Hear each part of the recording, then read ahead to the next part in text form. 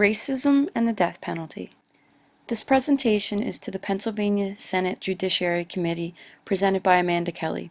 The purpose of this presentation is not to argue whether the death penalty should be eradicated or even to point out its financial toll on the state.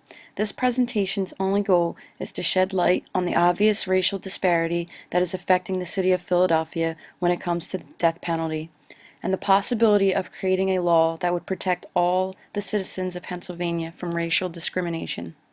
So why the Judiciary Committee? Well, according to Senator Stuart Greenleaf, the Judiciary Committee seeks to uphold Pennsylvania's long-standing tradition of protecting victims of crime, justly prosecuting criminals, and holding our justice system to the highest standards of integrity and fairness. We simply cannot say we live in a country that offers equal justice to all Americans when racial disparities plague the system by which our society imposes the ultimate punishment. As of March 15, 2013, there are 33 states in the United States that have the death penalty. Since 1976, there have been 1,226 people executed. Of these 1,226 people, 56% were white. That, however, is not the most staggering statistic. In 77% of cases where a person was sentenced to death, the victim was white. While these are the national averages, this is not true for the city of Philadelphia. More than half of the death sentences rendered in Pennsylvania are cases from Philadelphia, a city with only 14% of the state's population. 83% of those on death row from Philadelphia are African American. Statistics show that blacks in Philadelphia were substantially more likely to get the death penalty than other defendants who committed similar murders. Black defendants faced odds of receiving a death sentence that were 3.9 times higher than other similarly situated defendants.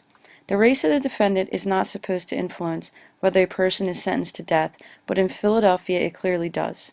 Murders by blacks are treated as more severe and deserving of the death penalty because of the defendant's race. Being a black defendant merits a score of 1.4 in predicting whether a death sentence will ultimately result. This extra burden for black defendants is comparable to such legitimate aggravating factors as torture or causing great harm, fear, or pain, which earn scores of 1.9 and 1.0 respectively in predicting the sentence. Stated differently, in Philadelphia, the capital sentencing statute has operated as though being black was not merely a physical attribute, but as if it were one of the most important aggravating factors actually justifying the death penalty. Race doesn't affect all cases equally. In the most highly aggravated cases, being black doesn't seem to be a factor. It's in that mid-range of severity where race seems to play the most significant roles. In the Philadelphia study, the racial combination which was most likely to result in a death sentence was a black defendant with a non-black victim, regardless of how severe the murder committed. Black-on-black crimes were less likely to receive a death sentence, followed by crimes by other defendants, regardless of the race of their victims. One judge in Philadelphia was responsible for sentencing 26 people to death. Only 2 of those were white. Currently in Philadelphia, Kermit Gosnell is on trial for murder. Gosnell ran an illegal late-term abortion clinic in West Philadelphia. He is charged with 8 counts of murder, 7 first-degree murder charges for babies whom were delivered alive in his office, and 1 count of third-degree murder for a woman who died of a drug overdose during one of his procedures. If Gosnell is found guilty, he will be facing the death penalty. Being one of the medics that used to respond to his clinic, I'm not going to say I am for or against him getting the death penalty. I just want to point out that being that Gosnell is African American, the likelihood of him getting the death penalty is 3.9 times higher than if he were white. No matter what your opinion on this man is, or his alleged crimes, it doesn't seem fair that the color of his skin could be a reason why he lives or dies for these crimes. Other states are passing racial justice acts, and I propose we do the same.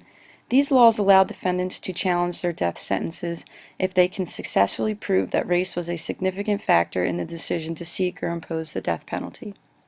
A law like this in Pennsylvania may help to even out the obvious racial disparity in sentencing, because as you have seen, the statistics are overwhelming.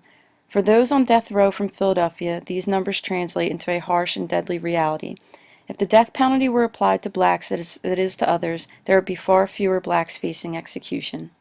It is tempting to pretend that minorities on death row share a fate in no way connected to our own, that our treatment of them sounds no echoes beyond the chambers in which they died. Such an illusion is ultimately corrosive, for the reverberations of injustice are not so easily confined.